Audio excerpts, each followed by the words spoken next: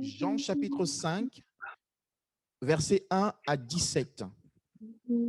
Si quelqu'un veut bien lire. Jean chapitre 5, du 1er au 17e verset, je lis la parole. Amen. Après cela, il y eut une fête des Juifs et Jésus monta à Jérusalem. Or, à Jérusalem, près de la porte des brebis, il y a une piscine qui s'appelle en hébreu Bethesda et qui a 5 portiques. Sous ces portiques étaient couchés un grand nombre de malades, des aveugles, des boiteux, des paralytiques qui attendaient le mouvement de l'eau. Car un ange descendait de temps en temps dans la piscine et agitait l'eau. Et celui qui y descendait le premier, après que l'eau avait été agitée, était guéri, quelle que fût sa maladie. Là se trouvait un homme malade depuis 38 ans. Verset 6. Jésus, l'ayant vu coucher et sachant qu'il était malade depuis longtemps, lui dit, « Veux-tu être guéri ?» Le malade lui répondit, « Seigneur, je n'ai personne pour me jeter dans la piscine quand l'eau est agitée, et pendant que j'y vais, un autre descend avant moi. » « Lève-toi, lui dit Jésus, prends ton lit et marche. » Aussitôt, cet homme fut guéri, il prit son lit et marcha. C'était un jour de sabbat. Les Juifs dirent donc à celui qui avait été guéri, « C'est le sabbat, il ne t'est pas permis d'emporter ton lit. » Il leur répondit, « Celui qui m'a guéri m'a dit, prends ton lit et marche. » Ils lui demandèrent, « Qui est l'homme qui t'a dit, prends ton lit et marche? » Mais celui qui avait été guéri ne savait pas qui c'était, car Jésus avait disparu de la foule qui était en ce lieu. Depuis, Jésus le trouva dans le temple et lui dit, « Voici, tu as été guéri. Ne pêche plus de peur qu'il ne t'arrive quelque chose de pire. » Cet homme s'en alla et annonça aux Juifs que c'était Jésus qui l'avait guéri. C'est pourquoi les Juifs poursuivaient Jésus parce qu'il faisait ces choses le jour du sabbat. Mais Jésus leur répondit, « Mon Père agit jusqu'à présent, moi aussi j'agis. » Amen. Amen. Amen. Alors, est-ce que on va faire un exercice qui est tout simple avant que je ne commence l'exhortation, parce que la parole qu'on va partager ce matin, c'est, enfin, tout ce qu'on partage est important, mais c'est très capital. On va parler de guérison, de restauration, de reconstruction, de marche avec Dieu. Donc, j'aimerais juste me rassurer qu'on a bien suivi le texte, qu'on a bien compris l'histoire, parce que c'est très important. C'est notre texte de base. Alors, est-ce qu'il y a quelqu'un qui peut réexpliquer en maxi 2 minutes cette histoire? En maximum 2 minutes ou 1 minute, cette histoire. Pas le lecteur. Celui qui a lu, je pense qu'il a compris. Est-ce qu'il y a quelqu'un qui peut réexpliquer brièvement cette histoire, en général, ce qui s'est passé?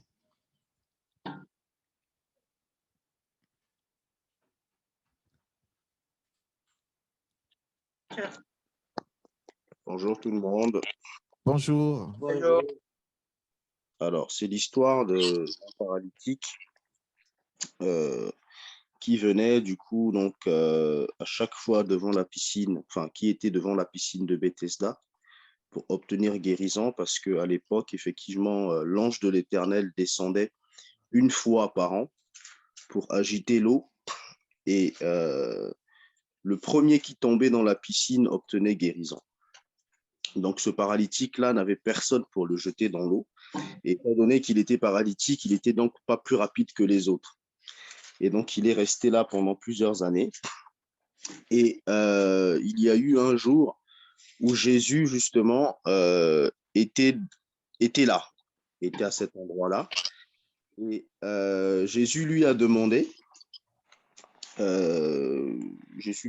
du coup, ce qui se passait. Et du coup, lui, il a répondu à Jésus qu'il voulait bien être jeté dans la piscine, mais qu'il n'avait personne pour le jeter là-dedans. Et en gros, il avait besoin de guérison. Jésus, du coup, lui, va faire un miracle en lui ordonnant de se lever, de prendre son lit et de s'en aller. Et c'est ce qui s'est passé. Donc, il a pris son lit, il s'est levé, il est parti. Sauf que c'était le jour de sabbat, et le jour de sabbat, il n'était pas permis de faire de miracle, en fait. Et les Juifs le lui ont reproché. Et la réponse qu'il a donnée, en fait, aux Juifs, c'est que la personne qui lui a demandé de se lever, enfin, qui l'a guéri, lui a dit, prends ton lit et marche. Donc, lui, il a tout simplement obéi. Il a pris son lit et il est parti. Et au final, Jésus, comme on dit dans la parole, là, Jésus a disparu au milieu de la foule et s'en est allé. Donc, brièvement, voilà un peu en gros, ce que j'ai compris, ce que ça veut dire. Amen. Amen. Merci beaucoup. Merci. Je pense que quand on raconte comme ça, de cette façon-là, des fois, on comprend mieux que voilà, quand on a lu. Voilà, il y en a qui comprennent mieux quand on réexplique de cette façon-là. Merci beaucoup, mon frère. Alors, le thème de ce matin que nous voulons partager, c'est pour et contre ton repos. Pour et contre ton repos. Dieu est pour ton repos, Satan est contre ton repos. Et toi, est-ce que tu es pour ou contre ton repos? Amen. Amen. 3 personnes en action, 3 catégories ou 3 personnes en action dans ce passage. Jésus, celui qui était malade, le paralytique, et les Juifs. Donc les Juifs, les pharisiens. Amen. Alors, le frère a dit quelque chose tout à l'heure, il a dit que l'ange descendait une fois par an. Alors, ce n'est pas une fois par an, il descendait de temps en temps. D'accord? L'ange descendait de temps en temps. Donc, je vais d'abord poser des bases, et après, on reviendra sur ce texte-là pour expliquer cette histoire et voir comment elle peut s'appliquer à nous. Mais on va d'abord expliquer certaines choses, certaines bases pour que nous puissions vraiment comprendre ce que Dieu veut faire avec nous, ce que Dieu veut faire pour nous. Mais ce qui est sûr, c'est que Dieu descend là où tu es. Ici, il est dit qu'il y avait ce lieu, la piscine de Bethesda, et à ce lieu-là, il y avait beaucoup de malades. Il n'est pas dit que ce sont les malades qui se sont déplacés pour aller chercher Jésus, mais c'est Jésus qui est venu là où ils étaient. Et donc, Jésus vient là où tu es. Il est dit que Dieu a tant aimé le monde qu'il a donné son Fils unique. C'est lui qui est venu. Ce ne sont pas nous qui sommes montés au ciel, mais c'est Christ qui est descendu vers nous pour nous donner la vie, pour nous donner la guérison. Donc, c'est toujours Dieu qui vient à nous. Les gens ont des problèmes et ils disent où est Dieu, mais en réalité, Dieu est venu dans leurs problèmes. Je veux te dire que dans les situations que tu as pu vivre, je ne sais pas, mais où tu t'es dit peut-être que Dieu n'était pas là, non, Dieu est à un moment donné venu. Ça, c'est sûr. Amen. Hein? Amen. Amen. Dieu, à un moment donné, est descendu. Il est venu nous parler. Alors, pour et contre notre repos, contre ton repos, est-ce que toi, tu es pour ou contre? Ça, c'est le plus important. Donc, Bethesda veut dire maison de la miséricorde. Lieu de la miséricorde, lieu de la grâce, lieu du repos, je vais dire ça comme ça, lieu de la bonté. C'est le lieu où l'amour, la bonté de Dieu s'exprime. Donc, c'est une grâce, ce n'est pas un mérite, ce n'est pas parce que on est meilleur que les autres, non, c'est parce que Dieu nous fait grâce, c'est-à-dire qu'il nous fait un cadeau. Dieu nous fait du bien. Dieu ne regarde pas à nos manquements, à nos faiblesses. Lui, il vient et il nous fait du bien. Donc, ici, le Seigneur est venu à ce lieu-là. C'était un lieu qu'on appelait lieu de la miséricorde, lieu de la grâce. Amen. C'est comme ça qu'on appelait ce lieu. Et malheureusement, malgré ce nom qui était donné à ce lieu, il fallait attendre qu'il y ait un mouvement, amen, un Amen. mouvement d'eau et qu'on se jette dans l'eau. Donc, la grâce est un cadeau, mais le cadeau, il faut le saisir. Parce que souvent, j'entends, oui, par la grâce. Dieu va nous pardonner par la grâce. Dieu va faire ceci. Dieu a fait. Oui, la grâce, c'est un cadeau. Dieu est patient. Mais la grâce nécessite aussi que toi, tu la saisisses.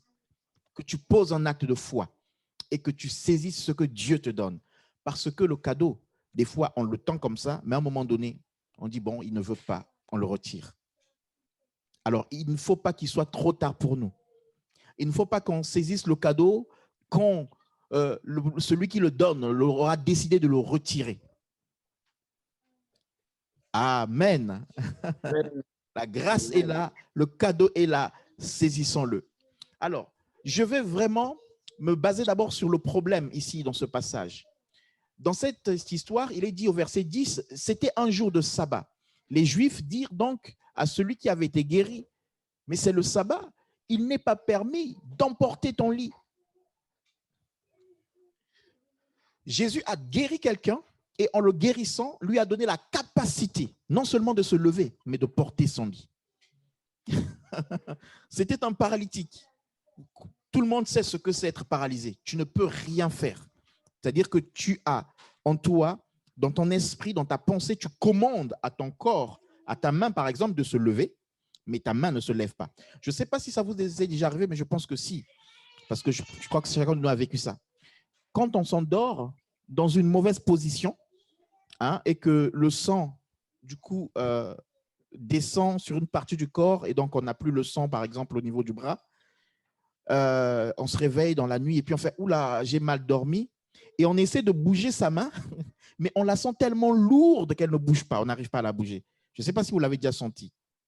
Je pense que tout le monde a déjà vécu ça. Donc, on bouge sa main, mais elle est très lourde et on n'arrive pas à la bouger. Donc, on attend un certain moment que le sang recircule bien, et puis voilà, on rebouge sa main et là, elle reprend forme et elle reprend vie. C'est ce qui se passe. Alors, c'est encore pire quand on est paralysé. C'est-à-dire qu'on commande dans son esprit, dans son intelligence, à la main ou au pied de bouger, mais il n'y a rien qui se passe, aucun mouvement. Et c'est ce que vivait cet homme. Et d'ailleurs, il dit, mais moi, quand l'eau bouge, il n'y a personne pour me jeter. Par moi-même, je ne peux pas. Mais je reviendrai là-dessus plus tard. Je vais d'abord expliquer les bases. Donc, le Seigneur l'a guéri. Et quand le Seigneur l'a guéri, il lui a dit, prends ton lit et marche. Donc, non seulement quand Dieu guérit, il te donne tes capacités à toi, pour te lever, mais il te donne la capacité de faire autre chose, de porter, alléluia, ton lit, de porter ce qui était pour toi un soutien, un appui. Il te donne les capacités de faire plus et de marcher.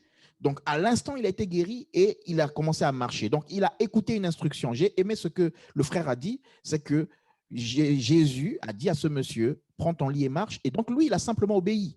En obéissant, amen, les Juifs l'ont vu, ils disent, mais attends, mais lui, il marche avec son lit. Mais on est quel jour? On est le jour du sabbat. On est le jour du Shabbat. Et donc là, on n'a pas le droit. On va voir ça, ce que c'est le jour du sabbat. Et on n'a pas le droit de porter son lit. Et donc, on lui fait la guerre pour ça. Donc, et si nous lisons rapidement dans Jean chapitre 9, versets 14 et 15, Jean chapitre 9, versets 14 et 15, je lis rapidement, comme ça on gagne du temps. Or, c'était un jour de sabbat. Alors, j'explique rapidement l'histoire. Jean chapitre 9, versets 14-15. C'est un aveugle de naissance que Jésus voit avec les disciples dans la rue, en train de mendier, de demander de l'argent. Et puis, les disciples vont dire, mais Jésus, qui a péché? Est-ce que c'est lui ou c'est ses parents qui ont péché pour qu'il soit né aveugle?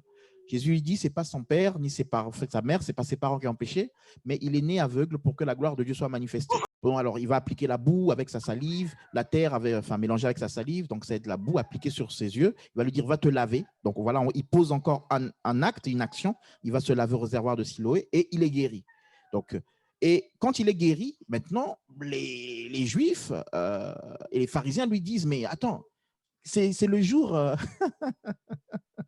C'est le jour de sabbat, c'est le Shabbat. Pourquoi tu es guéri? Ce n'est pas normal qu'on te guérisse ce jour-là. Et donc, on va lire le verset 9, verset 14 et 15, pardon, au chapitre 9. Il est dit, or, c'était le jour de sabbat que Jésus avait fait de la boue. Donc, Jésus avait fait une activité, avait fait de la boue, et lui avait ouvert les yeux. De nouveau, les pharisiens aussi lui demandèrent, mais comment il avait recouvert la vue? Et il leur dit, il a appliqué de la boue sur mes yeux et je me suis lavé et je vois. Amen. Donc, on voit que ici encore, Jésus a fait quelque chose. Il a il a fait, je peux dire, une activité. Il a appliqué de la boue, il a pris la terre, il a appliqué, il a mis sa salive et ça a fait de la boue, il a mis sur les yeux. Il a fait une activité. Et toute activité était interdite le jour du sabbat. Amen. Donc, toute activité était interdite. Exode chapitre, on va lire. Exode chapitre 20, verset 8 à 11. Exode chapitre 20, verset 8 à 11. Donc là, c'est Dieu qui est en train de donner les lois à Israël. Donc, j'explique le sabbat pour qu'on comprenne rapidement, mais je vais vraiment essayer d'être rapide. Donc, Exode chapitre 20, verset 8 à 11. Il est dit, « Souviens-toi du jour du repos pour le sanctifier. Tu travailleras 6 jours et tu feras tout ton ouvrage. Mais le 7e jour est le jour du repos de l'Éternel, donc le jour du sabbat, ton Dieu. Et tu ne feras aucun ouvrage, ni toi, ni ton fils, ni ta fille, ni ton serviteur, ni ta servante, ni ton bétail, ni l'étranger qui est dans tes portes. Car en 6 jours, l'Éternel a fait les cieux, la terre et la mer, et tout ce qui y est contenu. Et il s'est reposé le 7e jour. C'est pourquoi l'Éternel a béni le jour du repos et l'a sanctifié. Amen. Donc, on voit Dieu ici en train de donner une loi. Il dit, voilà, 6 jours, j'ai créé les cieux et la terre, j'ai créé tout ce qui existe. Le 7e jour, je me suis reposé. Donc, vous, le 7e jour, ça va être un repos aussi pour vous. Pas d'activité, rien du tout. Pas d'ouvrage. Alors, on va lire maintenant Deutéronome chapitre 5, versets 12 à 15. Deutéronome chapitre 5, versets 12 à 15. Donc, en fait, il commençait le vendredi jusqu'au samedi. OK. Donc, Exode chapitre 5, Deutéronome chapitre 5, versets 12 à 15. Deutéronome 5, 12 à 15. J'espère que vous notez. Il est dit, observe le jour du repos pour le sanctifier, comme l'Éternel ton Dieu te l'a ordonné. Tu travailleras 6 jours et tu feras tout ton ouvrage. Le 7e jour est le jour du repos de l'Éternel ton Dieu. Tu ne feras aucun ouvrage, ni toi, ni ton fils, ni ta fille, ni ton serviteur, ni ta servante, ni ton bœuf, ni ton âne, ni aucune de ces bêtes, ni l'étranger qui est dans tes portes, afin que ton serviteur et ta servante se reposent comme toi. Amen. Donc, on voit ici que Dieu, alors dans Deutéronome, Dieu répète la loi. D'accord? Dans Exode, Dieu avait déjà donné la loi, mais comme le peuple n'avait pas obéi, donc ce peuple-là n'est pas rentré à Canaan. Dieu avait dit que tout ce peuple allait mourir dans le désert et que c'est la génération d'après qui allait rentrer à Canaan. Donc, cette génération, quand elle est née, elle n'avait pas entendu la loi sur le mont Sinaï. Donc, il fallait que Dieu répète la loi. Et donc, dans Deutéronome, juste avant d'entrer dans Canaan, Dieu a répété la loi à cette nouvelle génération. Est-ce que je me fais comprendre? Et donc, quand il a répété la loi à cette génération-là, maintenant, regardez bien ce qu'il dit, qui est un tout petit peu différent de ce qu'il avait dit à la génération précédente. À la génération précédente, il a dit que c'était le jour de l'Éternel parce que Dieu s'était reposé le 7e jour. Et donc, il fallait que l'homme se repose ce jour-là. Donc, ça parle du repos de Dieu parce que Dieu s'est reposé. Voilà. Mais ici, dans Deutéronome, il est en train de dire aussi que tu dois le faire le 7e jour, hein, et l'esclave et l'étranger qui est chez toi doit se reposer parce qu'il travaille aussi chez toi, mais il doit se reposer. Donc, on voit que le repos que Dieu nous donne d'abord, c'est le repos pour nous-mêmes. Amen. Dieu nous donne du repos pour nous-mêmes, pour notre âme, une guérison. Et quand on a ce repos-là, eh ben, on peut partager aux autres. C'est-à-dire que l'amour que nous partageons aux autres, le repos que nous partageons aux autres est le résultat de ce que nous-mêmes nous avons reçu. C'est pour cela que si tu veux aimer les gens, il faut que toi, tu cherches d'abord à recevoir l'amour de Dieu en toi. Amen. Le véritable amour, c'est celui qui est basé sur l'amour de Dieu. Le véritable pardon, c'est celui qui vient du cœur de Dieu. Et donc, le repos ici, dans Exode, c'est parce que Dieu s'est reposé. Donc, il faut que l'homme lui-même se repose d'abord. Et puis, dans Deutéronome, on va voir qu'il dit, regarde, il faut que tu te reposes et que celui qui est chez toi, celui qui travaille chez toi, ton esclave, l'étranger, se repose aussi. Parce que souviens-toi comment toi, tu as souffert. Donc, souviens-toi de ce que toi, tu as reçu, la grâce que tu as reçue, et partage-le aux autres. Donc, le jour du sabbat, du coup, on ne pouvait rien faire.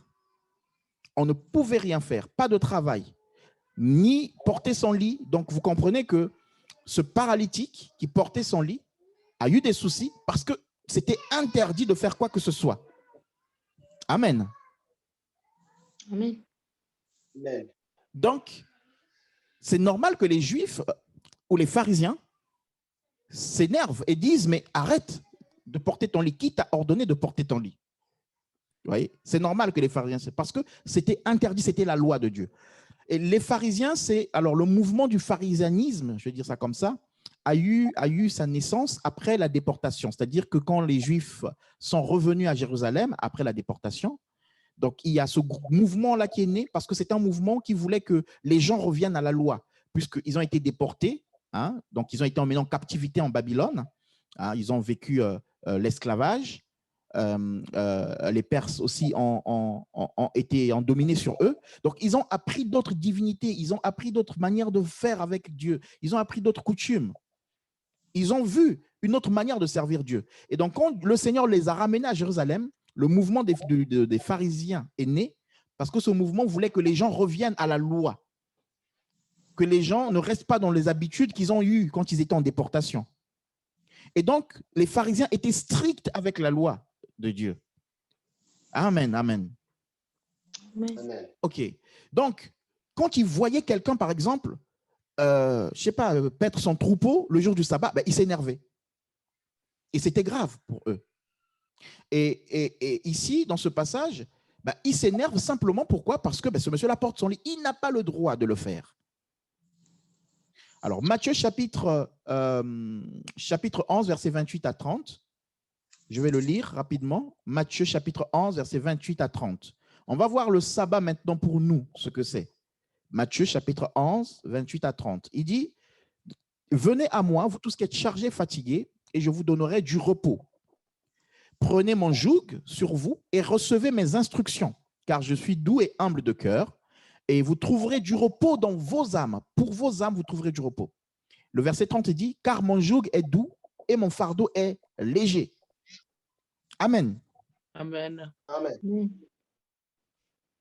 Je répète, Matthieu chapitre 11, versets 28 à 30. « Venez à moi, vous tous qui êtes chargés, fatigués, je vous donnerai du repos. Prenez mon joug. » Donc, vous venez, vous êtes fatigué, lui, il va vous donner le repos. Le repos, on a dit, le sabbat, c'est le repos. Donc, tu es fatigué, tu es chargé, tu as des problèmes, tu as des difficultés, tu es perdu parce que tu n'es pas en train d'aller au ciel, tu es en train d'aller en enfer. Il dit, viens, toi qui es fatigué et chargé. Tu as essayé de mener ta vie comme tu voulais, tu as essayé de faire comme te semblait bon. Maintenant, tu t'es rendu compte que ça ne sert à rien. Il te dit, viens, tu es fatigué, tu es épuisé. Vous savez, c'est comme nous, on va laisser un enfant, va faire n'importe quoi, on lui dit ne fais pas ça, il le fait. Il se fatigue. À un moment donné, je dis, bah, tu es fatigué maintenant. Bah, viens, si tu es fatigué, chargé. Maintenant, tu vas peut-être suivre ce que je vais te montrer comme voie. Donc, il dit, venez, je vous donnerai du repos. Donc, quand on vient à Jésus, une chose est sûre, c'est qu'il nous donne le repos. Il n'est pas possible de venir à Jésus et de ne pas vivre le repos. Ce n'est pas normal. Il y a un problème. C'est que soit on n'est pas venu à Jésus, soit on n'est pas venu avec foi. On va le voir tout à l'heure. Mais il dit, venez, vous tous qui êtes chargés, fatigués, et je vous donnerai quoi? Du repos. Le sabbat. Vous allez rentrer dans un sabbat spirituel. Parce que c'était ça le plan de Dieu. En fait, quand Dieu mettait tout ça en place avec Israël, Dieu voyait plus loin. Il ne voyait pas juste le repos, la journée, de ne pas se reposer, de pas travailler, d'être tranquille. Non, il ne voyait pas que ça. Mais il voyait le repos de l'âme. Parce que l'homme allait avoir des problèmes avec son âme.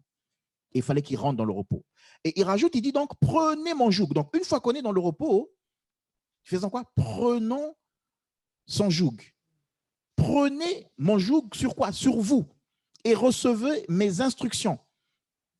On avait dit le joug, vous voyez les vaches, hein, à l'époque, on leur mettait un truc devant, comme ça on les attachait, c'est ça un joug, pour les orienter. Donc il dit, maintenant, vous avez reçu le repos, prenez le joug. Donc, il n'est pas question de se limiter à recevoir le repos. Mais après le repos, il faut prendre ce joug. Et il dit, et recevez mes instructions. Donc, ce n'est pas tout de venir à Dieu et d'avoir le repos, mais il faut prendre son joug et il faut recevoir ses instructions.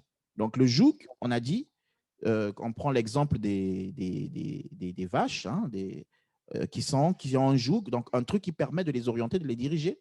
Mais il y a aussi ce joug qui est la soumission, c'est-à-dire qu'à l'époque, quand il y avait des guerres,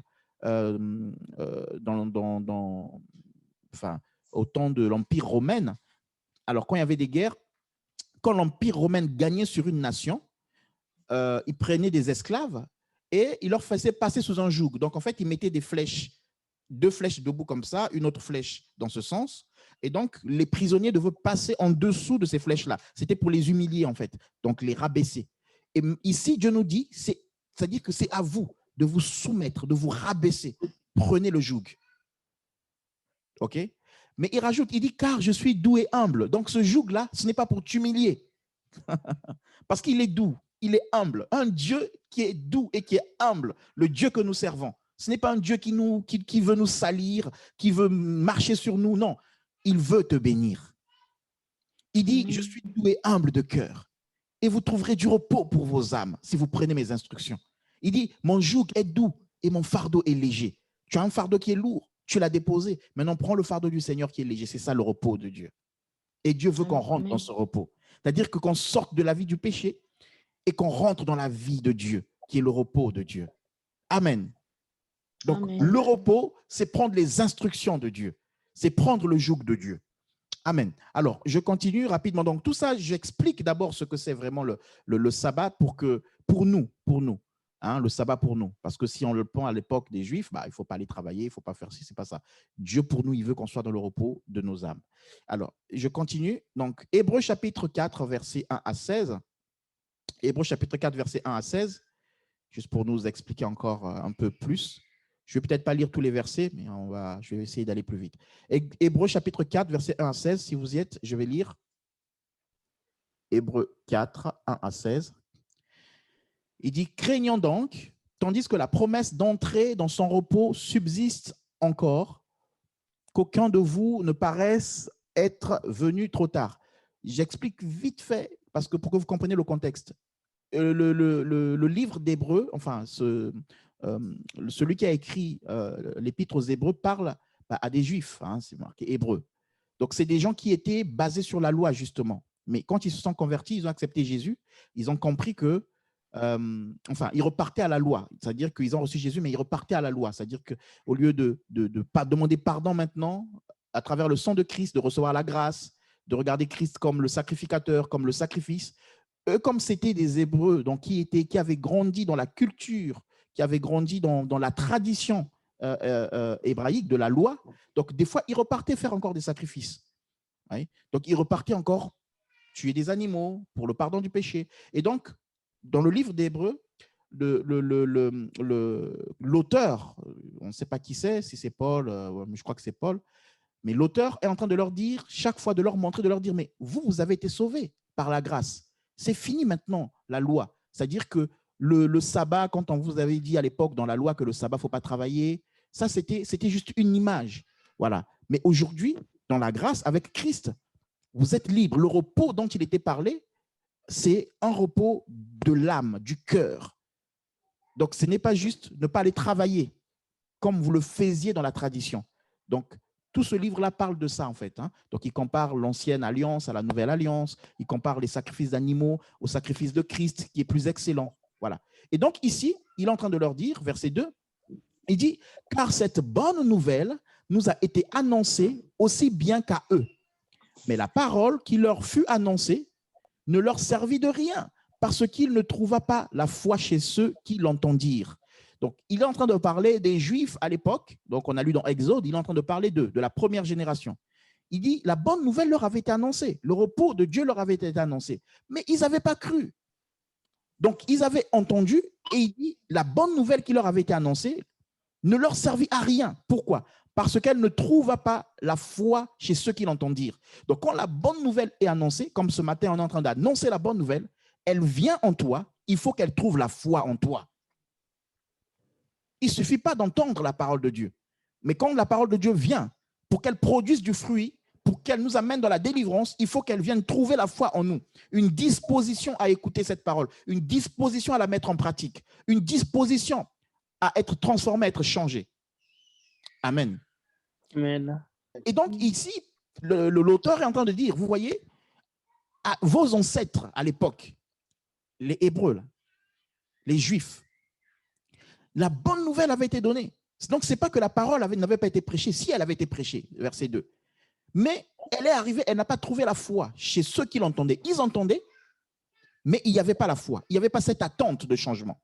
Et il dit, maintenant pour nous qui avons cru, verset 3, nous entrons dans le repos. Amen.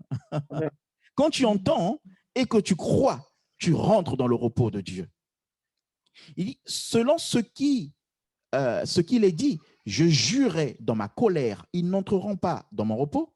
Il dit cela, quoique ses œuvres eussent été achevées depuis la création du monde.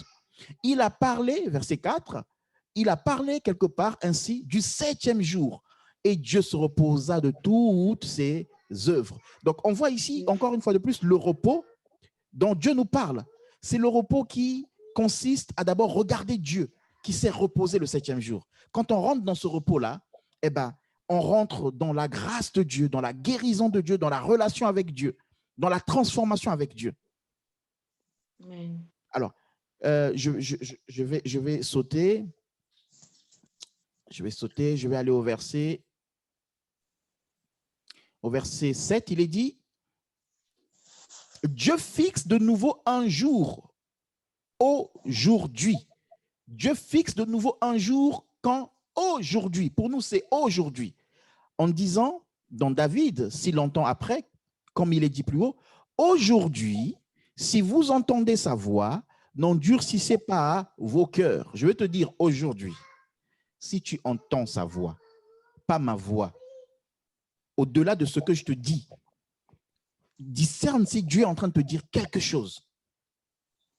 Et il dit aujourd'hui, si tu entends sa voix, n'endurcis pas ton cœur, ne ferme pas ton cœur. S'il y a une parole qui touche ton cœur, une parole qui pointe quelque chose dans ton cœur, une certaine vie, un péché, une façon de vivre, n'endurcis pas, ouvre ton cœur. Il dit, si aujourd'hui vous entendez sa voix, n'endurcissez pas vos cœurs. Alors, pourquoi? Si Josué leur a donné le repos, il ne parlait pas après cela d'un autre jour. Il ne parlerait pas d'un autre jour, verset 8, pardon. Si Josué leur eût donné le repos, il ne parlerait pas d'un autre jour. Il y a donc un repos de sabbat réservé au peuple de Dieu. Qu'est-ce que ça veut dire ce verset? Ce verset veut dire qu'en fait, Josué a fait rentrer, je vous ai parlé de la deuxième génération, hein, des enfants d'Israël. Donc, ceux à qui Dieu a répété la loi, parce que la première génération était morte, toute, dans le désert. Donc, cette deuxième génération est rentrée à Canaan. Cette deuxième génération est rentrée à Canaan. Et l'auteur est en train de dire, si vraiment Canaan, c'était le repos, parce que pour eux, c'était le repos. Mais il dit, si Canaan, c'était le repos, eh bien, Josué n'aurait pas parlé d'un jour de repos. Il ne parlerait pas d'un autre jour de sabbat. Donc, si Josué a parlé d'un autre jour de sabbat, ça veut dire qu'il dit au verset 9, il y a donc un repos de sabbat réservé au peuple de Dieu. Un repos de sabbat réservé au peuple de Dieu. Donc, ça veut dire que ça parlait d'un autre repos. Et au verset 10, il dit, car celui qui entre dans le repos de Dieu se repose de ses œuvres comme Dieu s'est reposé des siennes. Donc, il faut savoir que quand Dieu parle du sabbat, il revient à la création.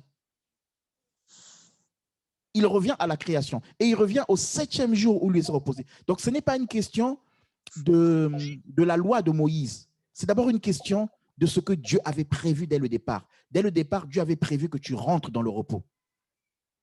Que tu rentres dans le sabbat. Et le verset 11 dit quoi? Regardez ce que le verset 11 dit. Il dit, « Efforçons-nous donc d'entrer dans ce repos afin que personne ne tombe dans le même exemple de désobéissance. » Donc, si nous n'ouvrons pas nos cœurs, nous désobéissons, nous tombons dans le même exemple que les autres et nous n'entrons pas dans le repos de Dieu. Donc, il dit, il faut que nous nous efforcions à entrer dans ce repos. Il y a un repos qui t'est proposé ce matin. Entre dans ce repos-là. Abandonne-toi au Seigneur. Et comment rentrer dans ce repos? le verset qui suit va maintenant nous parler.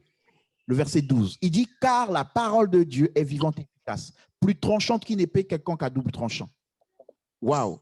Donc, ce repos ne consiste pas juste à aujourd'hui, par exemple, c'est dimanche, ou c'est samedi, ou c'est vendredi. Bon, je ne fais rien, je me repose. C'est ça le repos de Dieu. Non. Ce repos-là consiste à laisser la parole entrer dans son cœur. Parce qu'il est dit au verset 12, car la parole de Dieu est vivante et efficace, plus tranchante qu'une épée quelconque à deux tranchants. Et qu'est-ce qu'elle fait? Elle pénètre jusqu'à partager âme et esprit, jointure et mots. Elle juge les sentiments et les pensées du cœur. Et il dit, nulle créature n'est cachée devant lui, mais tout est à nu et à découvert aux yeux de celui à qui nous devons rendre compte. Donc, nous allons rendre compte à Dieu et Dieu nous envoie sa parole qui est puissante pour changer nos cœurs et nous faire rentrer dans le repos. Dieu veut que tu rentres dans ce repos, mais c'est à travers la parole, l'obéissance à sa parole. La parole, c'est Christ. Accepter Christ, se soumettre à Christ, marcher avec Christ. Amen. Amen. Est-ce que jusque-là, c'est clair? Donc, le repos, le sabbat, pour nous, c'est accepter Jésus et rentrer dans son repos et prendre ses instructions. C'est ça le repos pour nous. C'est ça le sabbat pour nous. Ce n'est pas de faire comme les Juifs, tout ça. Non, moi, je suis Congolais. Enfin, voilà. Hein? Donc, nous, le repos que Dieu nous donne, c'est ce repos-là, d'ouvrir son cœur. Et regardez ce qu'il va dire plus tard. Il dit, au verset 16, je vais sauter, hein, je vais aller au verset 16 directement. Il dit, nous approchons-nous donc avec assurance du trône de la grâce afin d'obtenir miséricorde et de trouver grâce pour être secourus dans nos besoins. Donc, quand on accepte ce repos-là, on peut s'approcher avec assurance pour trouver grâce et être secouru. Le paralytique est rentré dans ce repos et il a été secouru. C'est un jour de sabbat.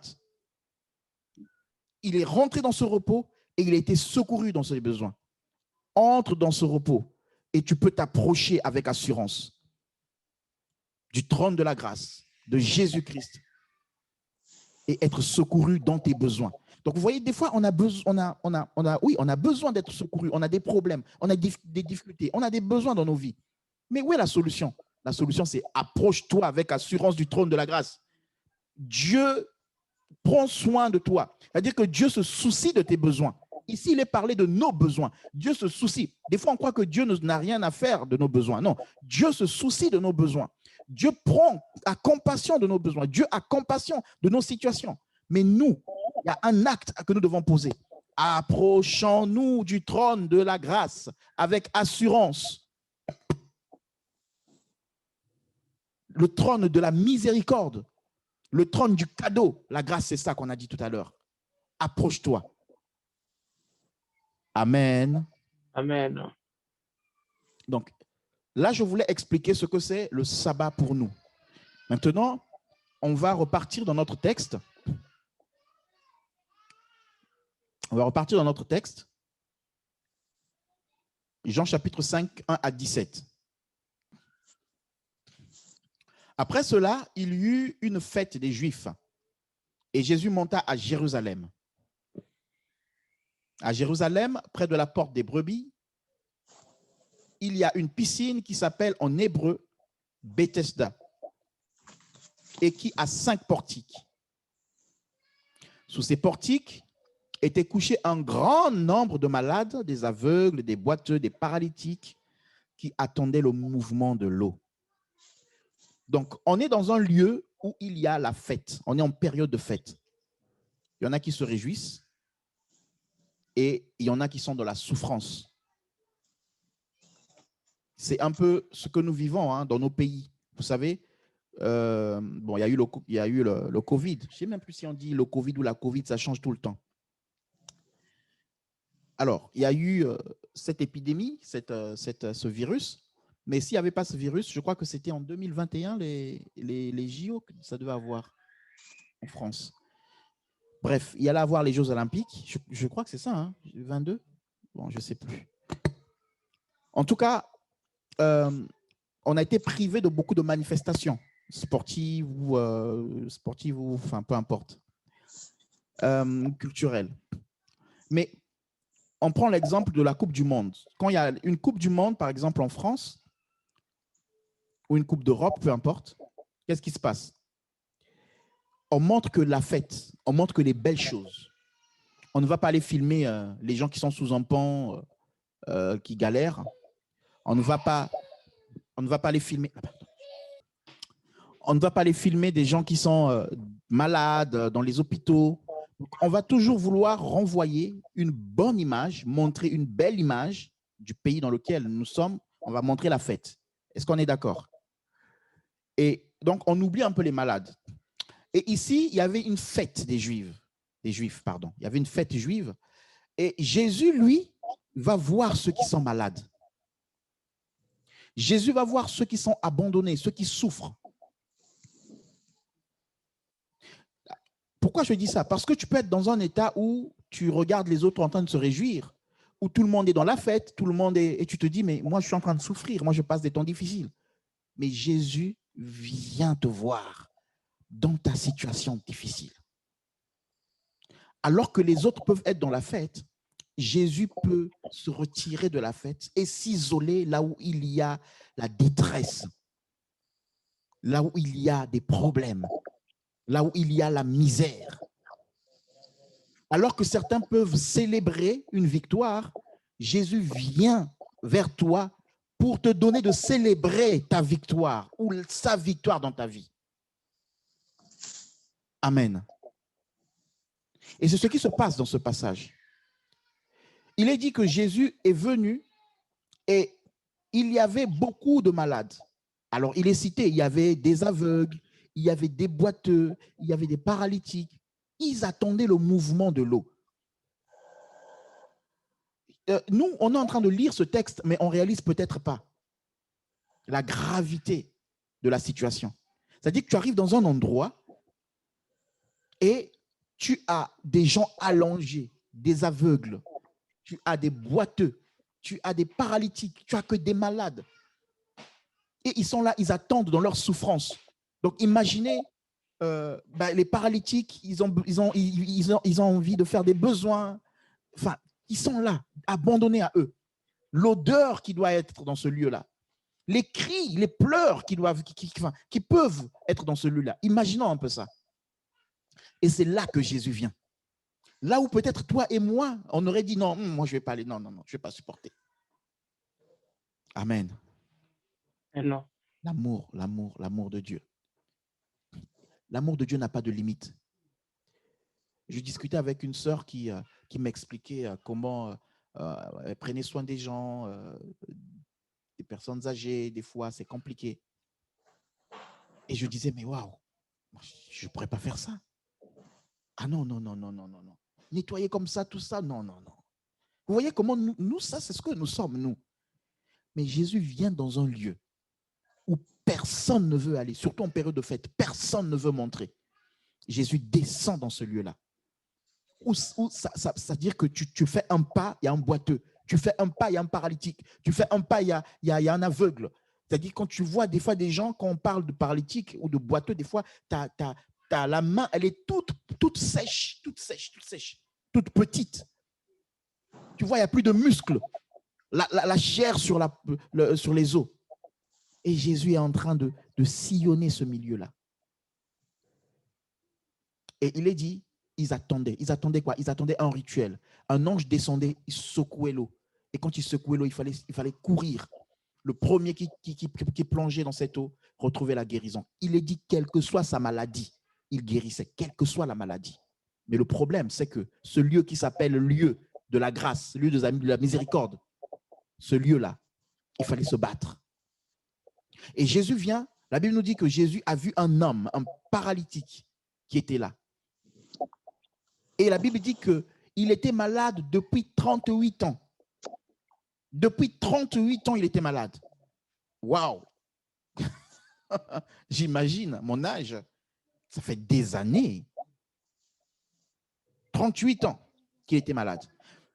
Mais 38 ans, il était malade pourquoi? Il était malade parce qu'il avait péché. J'aimerais d'abord souligner ça avant d'avancer. Il était malade parce qu'il avait péché. Il y a un verset qui nous le révèle dans ce passage, quand nous le lisons.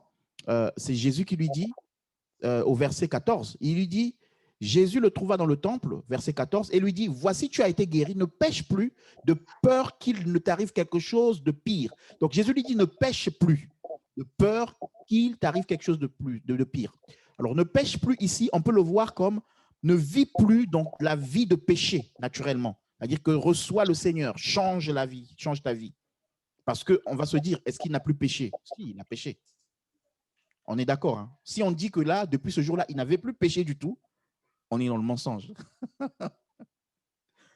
Mais Jésus voulait lui dire, ne vis plus la vie du péché de peur qu'il t'arrive quelque chose de pire. Waouh, pire. J'ai vécu 38 ans dans cet état, mais je peux vivre quelque chose de pire. Il y a des situations que nous vivons parce que nous avons péché. Ou parce que nous, enfin, ici, je répète encore, l'expression péché ici, c'est parce que nous marchons dans notre nature pécheresse. Nous avons refusé d'accepter Jésus. Il y a beaucoup de gens qui souffrent, qui disent, Seigneur, si tu existais, pourquoi je vis telle situation? Mais oui, mais le Seigneur te dit que tu ne l'as jamais accepté. Amen. Donc, il est en train de dire, ne pêche pas, ne pêche plus, l'expression, ne pêche plus, de peur qu'il t'arrive quelque chose de pire. Vis la vie avec Dieu, marche avec Dieu, change de comportement, change ton cœur, change d'attitude, reçois la grâce de peur qu'il t'arrive quelque chose de pire. Et donc, 38 ans qu'il était là, 38 ans, c'est énorme. Et la Bible nous dit, Jésus, l'ayant vu coucher et sachant qu'il était malade depuis longtemps, lui dit, veux-tu être guéri? Ah, Jésus est au courant de notre situation. C'est là que c'est merveilleux. Jésus sait que nous souffrons depuis longtemps. Jésus sait que ce problème-là, tu le vis depuis tant d'années, depuis tant de mois, depuis tant de jours. Il est au courant, il est Dieu, il sait. Et la Bible précise que Jésus, sachant qu'il était couché, qu'il était malade depuis longtemps, lui dit maintenant, est-ce que tu veux être guéri? Et ce matin, Jésus nous pose la question, est-ce que tu veux être guéri? C'est pour cela que j'ai dit, pour ou contre ton repos. Jésus veut le repos dans ta vie, dans un domaine de ta vie. Si tu l'as déjà reçu, peut-être dans un domaine. Satan ne veut pas ton repos, parce qu'on va le voir là avec les Juifs qui lui ont fait la guerre. Mais est-ce que toi, tu veux le repos? Amen. Est-ce que toi, tu veux le repos? Amen. Est-ce que toi, tu veux la guérison? Amen. Jésus pose la question. Jésus ne force jamais. Il voit quelqu'un, bien sûr. Jésus sait qu'il a besoin de guérison. Puisqu'il est là, il attend. Puisqu'il est là, ça fait longtemps qu'il est là, il attend qu'on le jette à l'eau. Jésus sait qu'il a besoin de guérison. Jésus sait que nous avons besoin de solutions dans nos problèmes, dans nos difficultés. Jésus le sait. Mais est-ce que tu es prêt à dire à Jésus, j'ai besoin de toi, je veux? Alors, il a répondu à Jésus, il dit, mais Seigneur, je n'ai personne pour me jeter dans la piscine quand l'eau est agitée. Et pendant que j'y vais, un autre descend avec moi. Ce verset est super intéressant parce qu'il nous montre que, ce monsieur-là n'a pas de soutien. Donc, il y avait des gens peut-être de la famille qui étaient avec d'autres malades pour les aider, ou des amis qui étaient avec d'autres malades, c'est-à-dire qui surveillaient. Dès que l'eau va bouger, eh ben, il faut que je jette mon ami, il faut que je jette mon fils, il faut que je jette mon frère, il faut que je jette ma femme, il faut que je jette mon mari dans cette eau pour qu'il guérisse. Il y avait des gens qui étaient accompagnés. Mais lui, il était seul. Alléluia. Waouh. Tu peux être seul, mais Jésus te voit et Jésus vient avec toi. Amen. Et quand Jésus vient dans ta vie, il ne te fait pas passer par le cycle de ceux qui ont des gens. Il te fait passer par son cycle à lui. Amen. Waouh, waouh, waouh. Il te fait passer par son cycle à lui. C'est-à-dire que eux, il fallait qu'on les jette dans l'eau. Mais quand Jésus vient, tu n'as pas besoin d'être trempé dans l'eau. Il dit là où tu es. Hein? Pas besoin qu'on te jette, qu'on te balance. Pas besoin de te précipiter comme les autres. Pas besoin de courir comme les autres. Pas besoin que tu sois mouillé. Non, lève-toi. Sur une parole, lève-toi et prends ton lit. Il dit, je n'ai personne. Mais comme je n'ai personne, j'essaie d'y aller. Donc, l'autre chose que ce verset nous révèle, c'est qu'il était paralysé, mais en fait, je pense qu'il était paralysé, il avait une paralysie partielle. Puisqu'il dit, quand j'essaie d'y aller, on a dit que quand on est paralysé, bah, ça dépend. Il y en a qui ne peuvent pas du tout bouger, aucun mouvement. Il y en a qui peuvent essayer de se déplacer, de bouger un bras, on peut être paralysé d'un côté et pas de l'autre. Donc, lui, je pense que quand on lit ce verset, eh ben, il avait la possibilité de se déplacer. Mais le problème, c'est que tu n'es pas si rapide que ça. Et il dit, quand j'essaie d'y aller, quelqu'un descend avant moi. Est-ce qu'il y a quelqu'un qui est arrivé avant toi, quelque part? Jésus vient maintenant te dire, toi qui es resté derrière, je viens pour ta vie. Mais est-ce que tu veux être guéri? Donc lui, les yeux étaient fixés sur la piscine. Mais Jésus lui dit, je suis là devant toi, la solution est là. Tes yeux sont fixés vers quoi? Jésus lui dit, tu veux être guéri? Et lui dit, oui, je veux être guéri, mais la piscine, j'y arrive pas, il y a des gens qui y vont. Je veux être guéri, mais il y a des autres qui ont des amis, des frères, des parents. Je veux être guéri, mais je n'ai pas la force. Mes propres efforts, je ne peux pas. Oui, Jésus lui dit oui, mais je ne te demande pas de compter sur tes propres efforts. Ça ne paye pas. Je ne te demande pas de compter sur tes amis. Je ne te demande pas de compter sur ton mari, sur ta femme. Je ne te demande pas de compter sur tes enfants. Je te dis de compter sur moi qui suis devant toi. Jésus est devant toi. Il te dit, compte sur moi. Est-ce que tu veux être guéri? Ah, j'ai compté sur des gens dans ma vie. C'était hier, avant-hier que cette parole me revenait encore, je ne sais même plus. Si, je sais pourquoi. Je sais pourquoi. Elle me revenait, cette parole. Et j'ai essayé de chercher dans la Bible s'il y avait un verset qui parlait de ça. C'était une pensée qui me venait. Les promesses des hommes sont vaines. Mais il y a quelqu'un qui veille sur ses promesses. C'est Dieu. Lui, il veille. Il y a une personne qui m'a dit, ah, je ne te parle plus. Parce que j'attendais ton appel. Tu ne m'as pas appelé. Tu avais promis que tu allais m'appeler. J'ai oublié. Je n'ai pas veillé sur cette promesse. Et c'est ça l'homme. Mais Dieu, lui, dit, il veille sur ses promesses pour les accomplir. Comment ne peux-tu pas chercher celui qui veille sur ses promesses? Comment ne peux-tu pas t'appuyer sur quelqu'un qui donne des promesses et qui les réalise? Quelqu'un qui veut te faire entrer dans un vrai repos. Pourquoi compter sur des hommes? Pourquoi compter sur des amis? Pourquoi compter sur de la famille? Je ne dis pas que c'est mauvais de compter sur eux, mais ton espérance, ta foi doit s'appuyer sur Christ. Quand tu regardes ton frère, quand tu regardes ta famille, tu dois te dire, même si elle ne fait pas, même si elle n'accomplit pas, mais je sais que j'ai un Dieu. C'est d'abord sur Dieu que je m'appuie. Alléluia. Ah, Seigneur, aide-nous. Jésus a vu que tu es couché depuis longtemps. Mais il te dit, arrête de t'appuyer sur tes propres efforts. Arrête de compter sur les gens. Oui, ils n'arrivent pas à me jeter, il n'y a personne, je suis seul. Non, Jésus te dit, hein, je suis devant toi maintenant.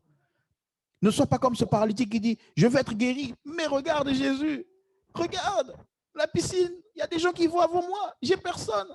Mais Jésus te dit, mais arrête de regarder aux autres. Je suis la solution devant toi.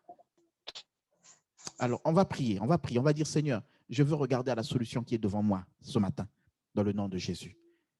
Élevons nos voix et prions, disons au Seigneur, dis-le à Dieu, dis-lui, Seigneur, je veux regarder à la solution que tu es. Au nom de Jésus. La solution qui se présente devant moi.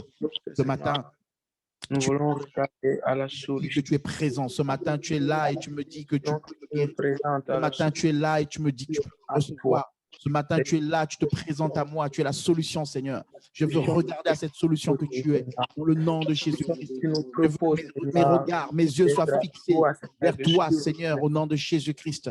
Aide-moi. Je veux m'appuyer sur toi, je veux compter sur toi, dans le nom de Jésus-Christ. Alléluia. Merci, Nous ne Seigneur. voulons pas regarder les autres, nous ne voulons pas Alléluia. regarder les solutions. Alléluia. Pas d'autres Merci personnes. pour cette solution que tu me proposes, Éternel. Fiable, la Tu solution. as ta main tendue ce matin, dans un problème, dans une difficulté, dans un combat. Ta main est là, Seigneur. Et je veux m'appuyer sur ta main tendue. Au nom de Jésus. Car toute chose qui vient de toi est bien. Alléluia. Car nous voulons Merci, adopter Seigneur. ta solution. Merci, Seigneur. Jésus lui dit, au verset 8, Jésus lui dit, lève-toi. Lève-toi. Prends ton lit et marche. Donc lui, le monsieur, pendant qu'il dit, je n'ai personne pour me jeter à l'eau, et quand j'y vais, quelqu'un descend avant moi, Jésus lui dit, et Jésus ne regarde même pas cette histoire qu'il raconte. Jésus lui dit, c'est pas ça ton problème. C'est pas ça ta solution. Il dit, lève-toi. Lève-toi. Deuxième chose, prends ton lit et marche. Vas-y. Amen. Amen. C'est toi qui dois maintenant poser l'acte d'obéissance. Jésus a parlé. J'obéis. Je me lève. J'ouvre mon cœur. Jésus a parlé. J'ouvre mon cœur. Jésus a parlé. Je décide de poser un acte. Un acte d'obéissance. Une fois de plus, je répète encore, pour et contre ton repos. Tu peux être toi-même contre ton repos. Et je brise tout esprit qui peut t'amener à te lever toi-même, à être un blocage pour ta propre vie. Dans le nom de Jésus-Christ. Toute parole prononcée, tout entendement, toute opposition, nous renversons. Tout raisonnement qui peut t'empêcher de rentrer toi-même dans ton repos. Jésus dit, lève-toi. Maintenant, lève-toi. C'est quoi lève-toi? Ouvre ton cœur à Jésus. Accepte le repos qu'il te donne. N'endurcis pas ton cœur aujourd'hui que tu entends sa voix. Lève-toi. Alléluia. Amen. Prends ton lit et marche. Ça nous fait penser à quoi cette histoire? Ça nous fait penser à quoi? Ça nous fait penser à Israël à la Pâque. Il avait dit quoi au peuple d'Israël? Il avait dit, mettez vos souliers. Alors que vous êtes en train de manger la Pâque, mettez vos souliers parce que vous allez partir.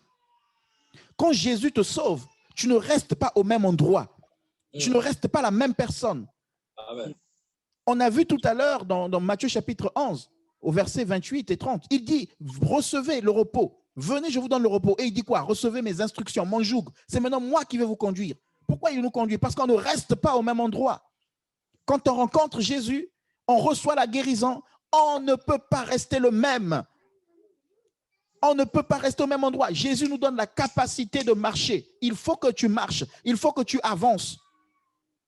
Quand notre vie change avec Christ, les choses avancent. Mais c'est avec nous. Lève-toi et marche. Alléluia. Est-ce que tu décides de marcher?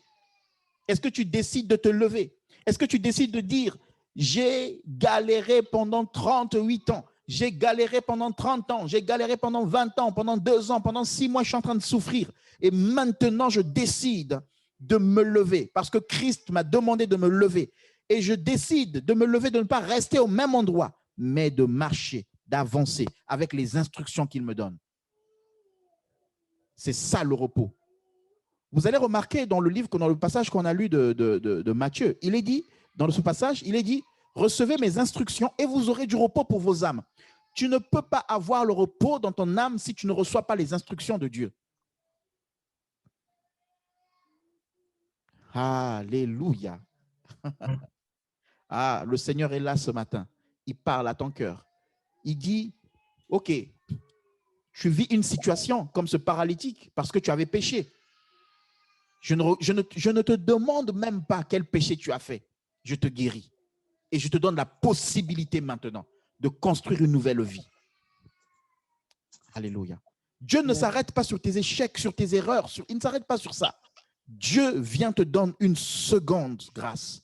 Il te donne une seconde espérance, une nouvelle vie. C'est aujourd'hui. Lève-toi et marche.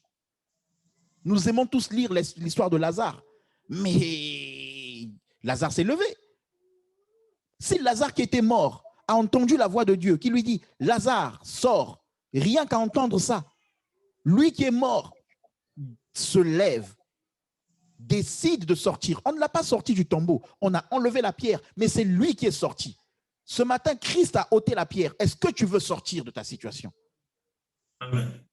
C'est un choix, c'est une décision, c'est toi. C'est-à-dire que soit on va rester longtemps dans quelque chose, soit on va sortir. Mais Christ a ôté la pierre, Christ a enlevé le blocage, Christ a réparé la situation. Si dans ton cœur, il y avait des choses qui étaient là, qui te rongeaient, qui étaient en train de te meurtrir, des choses qui ont détruit ta vie, Christ maintenant a enlevé tous ces blocages. Il te dit, maintenant, je te donne la capacité de te lever, de sortir. Sors et accepte la guérison.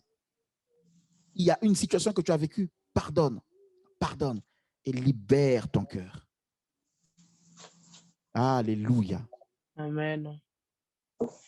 Donc, ce paralytique, alléluia, est sorti. Il s'est levé. La Bible dit, au verset 10, c'était un jour de sabbat. Les Juifs dirent donc à celui qui était guéri, mais c'est le sabbat. Il ne t'est pas permis d'emporter ton lit. Il y a des gens qui se réjouissent de la situation dans laquelle tu es. En réalité, eux, leur problème, ce n'était pas vraiment sa guérison. Dans son cas à lui, leur problème, c'était de voir quelqu'un qui marche avec son lit. C'est interdit le jour du sabbat. Et les pharisiens, vous savez, ils ont commencé à faire du business avec l'œuvre de Dieu. Comme beaucoup de serviteurs de Dieu font du business avec l'œuvre de Dieu. Donc, au départ, c'était vraiment pour les pharisiens, c'était vraiment pour que la loi du Seigneur soit préservée, qu'elle soit respectée. Mais après, ils ont commencé à faire un business. Donc, du coup, de voir quelqu'un qui marche avec son lit, si les autres le voient, ils vont dire, mais maintenant, on peut désobéir et ne pas respecter le sabbat. Et si on ne respecte plus le sabbat, on ne respecte plus les autres lois. Donc, finalement, l'œuvre des pharisiens, elle va commencer à tomber en ruine. Ils vont commencer à perdre leurs gains. Donc, eux, c'était plus ça. C'était plus ça. Pourquoi tu prends ton lit pour marcher? Donc, il y aura de l'opposition. Pourquoi? Parce qu'il y a des gens qui ont du gain sur ta situation. Il y a des gens qui profitent de ta situation. Satan profite de ta situation. Satan profite de notre situation. Quand nous sommes dans le péché, le profit revient à Satan. Quand nous sommes dans un état de paralysé, dans un état de boiteux, dans un état d'aveuglement, comme dans Jean chapitre 9, l'aveugle de naissance, c'est les autres qui profitent de nous. On le plaçait là, on donnait de l'argent, mais c'est les autres qui profitaient de lui. Et donc, l'ennemi ne veut pas te voir être responsable. C'est-à-dire, on préfère te voir sur un lit, souffrant, mais pas être capable de marcher et de vivre par toi-même. Et malheureusement, il y a beaucoup d'hommes de Dieu qui ne veulent pas que les chrétiens marchent par eux-mêmes, conduits par l'esprit. Ils veulent toujours que ce soit des chrétiens, voilà, qui viennent les consulter. Dieu a dit quoi pour moi? Ah oui, non, toi, Dieu ne peut pas te parler. Il faut toujours passer par le pasteur. Dieu a dit quoi? Pasteur, ma vie, tout ça. Non, Dieu veut que tu sois autonome. Dieu veut que tu prennes ton lit et que tu marches.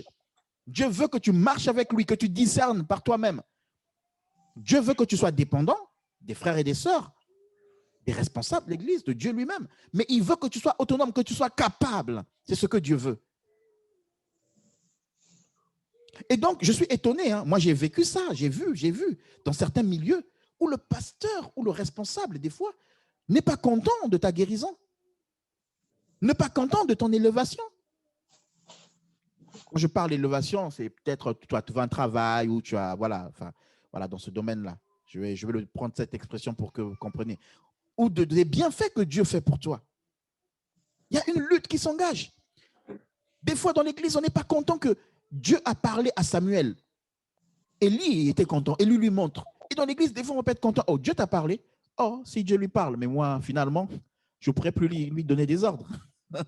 Mais non, mon but, c'est que Dieu parle à mes enfants. Et que mes enfants me disent, des fois, ils me disent, papa, non, là, il faut demander pardon. Eh bien oui. Ah, donc, en fait, ce que je leur ai enseigné, maintenant, bah, ils m'enseignent. Eh oui, il faut t'excuser. Alléluia. Prends ton lit et marche. Décide de te lever et de marcher avec Jésus-Christ. Donc, il y a des gens qui s'opposent. Qui, pourquoi? Et il a répondu quoi? Il a dit, celui qui m'a guéri a dit, prends ton lit et marche. Dieu t'a guéri. Dieu te guérit. Mais Dieu ne se limite pas à la guérison. Il te donne des instructions. Si Dieu t'a fait un bien, si Dieu t'a fait quelque chose de bien, sache que derrière le bien qu'il t'a fait, il t'a donné une instruction. Et tu ne peux pas te limiter au bien que Dieu t'a fait. Mais la reconnaissance au bien que Dieu t'a fait doit se manifester par l'exécution, l'obéissance à sa parole. Celui qui m'a guéri m'a dit, prends ton lit et marche. Il est impossible. Quelqu'un ne peut pas dire que j'ai reçu le Seigneur. Je suis venu à Dieu et je n'ai pas reçu d'instruction. Et je marche par moi-même. Je continue à mener ma vie comme je veux. Non. Une personne comme ça n'a pas rencontré Jésus. Ou peut-être, hein, elle a rencontré Jésus comme on rencontre Macron. Tu lui serres la main et puis il ne te connaît pas. C'est fini. Mais celui qui a rencontré Jésus, la rencontre d'amis, la rencontre de changement, de transformation, de renouvellement, de régénération, celui qui a rencontré Jésus, il reçoit des instructions. Il n'est plus lui-même. Il ne mène plus sa vie comme il veut. Il devient esclave de Jésus. Doulos, esclave de Jésus. Ce n'est pas que Jésus l'a lié, mais lui-même, il a décidé de prendre le joug, se soumettre, passer sous l'autorité de Christ. Quelle est la rencontre que nous avons faite? Est-ce que c'était une rencontre de bain de foule? Ah oui, j'ai vu le président Macron. Il faisait un bain de foule, je l'ai même touché. Oui. C'est quoi son numéro? Non, je ne le connais pas. J'ai un problème, mais je ne peux pas l'appeler. Hey, est-ce qu'il te connaît? Non. Il avait touché beaucoup de gens ce jour-là.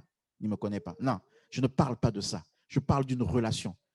Si Jésus t'a fait du bien, il faut que tu ajoutes, celui qui m'a fait du bien m'a dit de faire ça, de mener une autre vie, maintenant d'avancer, maintenant d'être victorieux.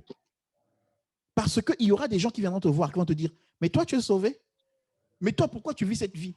Pourquoi tu es restauré? Pourquoi ce changement commence? Pourquoi cette transformation? Il faut que tu sois capable de leur dire, c'est celui qui m'a sauvé, c'est celui qui m'a guéri, qui m'a dit, prends ton lit et marche. Ce n'était pas évident. C'est-à-dire que nous, on lit ces passages-là. Mais attention, à l'époque, c'était compliqué. Parler comme ça des pharisiens, dire, c'est Jésus, celui qui m'a guéri m'a dit de prendre mon lit et de marcher. Mais c'est comme si, le pouvoir religieux, mais attends, c'est comme si, nous, on a vécu la guerre pendant, en 98, je vais prendre cet exemple. J'ai vécu la guerre et on était prisonniers dans une région qu'on appelle le Poul pendant 1 an. Et pendant cette guerre, tous les mercredis, écoutez-moi bien, tous les mercredis, donc on était dans une zone, hein, on pouvait se déplacer, mais c'était une zone limitée, contrôlée par des rebelles. Donc ils étaient partout. Tous les mercredis, on devait être pieds nus. C'est-à-dire que quand tu sors de là où tu habites pour aller à je ne sais pas, 500 mètres, peu importe, pieds nus, tu n'as pas le droit de mettre des chaussures. Maintenant, un jour, on te voit avec des chaussures, et tu dis au rebelle, je dis bien au rebelle, celui qui a fumé le chanvre là. Ah, Seigneur. Celui que tu as vu qui a frappé des gens, qui a tué des gens, parce que tu l'as vu. Et tu lui dis, ah non, celui qui m'a fait du bien, qui m'a guéri. Et en plus, le rebelle ne voit pas celui qui t'a guéri, puisque Jésus n'était plus là. Mais toi, tu dis, celui qui m'a guéri m'a dit de mettre les chaussures. Waouh, c'est ce qui se passait. C'est-à-dire que quelqu'un se positionne devant les pharisiens pour dire celui qui m'a guéri. Vous lirez Jean chapitre 9. Comment les parents de l'aveugle de naissance ont même renié. Ils ont dit non, non, non, non. Nous, en tout cas, c'est notre fils. Mais allez lui demander lui-même. Nous, on ne rentre pas dans ces histoires. Qui l'a guéri le jour du sabbat? Nous, on ne veut pas parler de ça. Allez, il est grand. Allez lui demander lui-même. Un parent peut rejeter son fils parce qu'il a peur du pouvoir religieux. Donc, vous voyez comment c'était grave? Mais cet homme a dit, celui qui m'a guéri. Et pour parler comme ça, là, il faut avoir vraiment une espérance. Il faut avoir vraiment rencontré Jésus. Amen, amen, amen, amen. Amen. Amen. Et je vais terminer. Jésus est revenu. Jésus l'a retrouvé. Et il est dit, ne pêche plus de peur qu'il ne t'arrive quelque chose de pire. Je nous dis à nous tous, fuyons le péché. Le péché nous donne une sensation de bonheur pendant un instant, mais il peut détruire notre vie pendant des années. Imaginez, là, il dit quelque chose de pire. Attends, la personne a eu 38 ans de souffrance. Quelque chose de pire. Oui, il y a des actes que nous pouvons poser qui vont nous suivre toute notre vie. Dieu va nous pardonner. On sera guéri. Spirituellement, il n'y a pas de problème. Mais les conséquences physiques peuvent demeurer toute la vie. Alléluia. Amen. Mais dans tout ça, ce qui est intéressant et ce qui est important, je vais nous laisser sur cette phrase-là. Il est dit au verset 16. Je lis d'abord au verset 15. Il est dit, cet homme alla et annonça aux Juifs que c'était Jésus qui l'avait guéri. Et le verset 16 dit, c'est pourquoi les Juifs poursuivaient Jésus parce qu'il faisait ces choses le jour du sabbat. La réponse de Jésus, c'est, mon Père agit jusqu'à présent, moi aussi j'agis. Aujourd'hui, le Seigneur agit. Reçois ce qu'il est en train de faire comme œuvre. Il dit, mon Père agit aujourd'hui. Moi aussi, j'agis à présent. Présentement, Jésus est en train d'agir. Dis-lui, Seigneur, je t'ouvre mon cœur. Alléluia.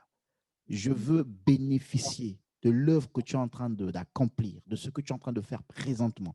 Je veux en bénéficier. Alléluia. Amen. Seigneur, oui, il y en a qui te poursuivent pour te condamner, pour te critiquer parce que tu as guéri un jour de sabbat. Il y en a qui te poursuivent parce qu'ils veulent être guéris. Moi, je veux être avec toi pour bénéficier de ce que tu fais et tu peux faire dans ma vie. Je m'abandonne à toi. Alléluia. Amen. Est-ce qu'on peut élever nos voix et prier le Seigneur?